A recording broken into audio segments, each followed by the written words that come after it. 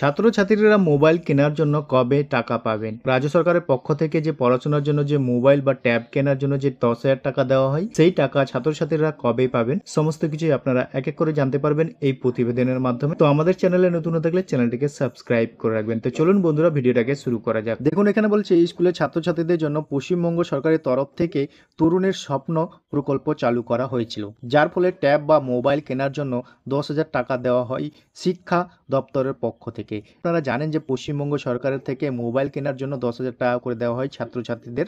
তো এই টাকা আপনারা কবে নাগাদ পাবেন? এখানে বলছে পড়ুয়াদের কাছে মোবাইল বা ট্যাব থাকলে আরও গভীরে গিয়ে পড়াশোনা করতে পারবেন। প্রাইভেট টিউটর না থাকলেও এই যন্ত্রের মাধ্যমে বুঝে নেওয়া যাবে পড়াশোনার বিষয়। মমতা বন্দ্যোপাধ্যায়ের সরকারের উদ্দেশ্য ডিজিটাল শিক্ষার মাধ্যমে ছাত্রছাত্রীদের উন্নত মানের শিক্ষা গ্রহণ করে দক্ষ হোক।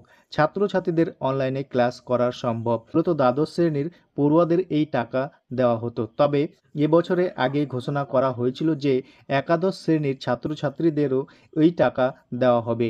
কবে অ্যাকাউন্টে ঢুকবে টাকা এলো বড় আপডেট। তো আপনারা কবে নাগাদ এই মোবাইল কেনার টাকা পাবেন তরুণের স্বপ্ন প্রকল্প থেকে?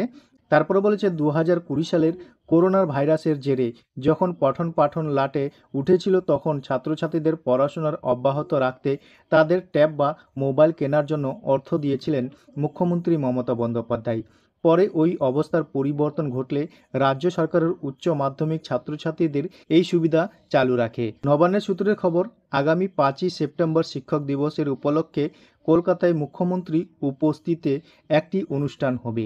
সেখানে তিনি কিছু ছাত্রছাত্রীদের এই অর্থ তুলে দেবেন, আর ওই দিনে রাজ্য সরকার 16 লক্ষ অ্যাকাউন্টে ট্যাব বা মোবাইল কেনার অর্থ বাবদ 10,000 টাকা পাঠাবেন।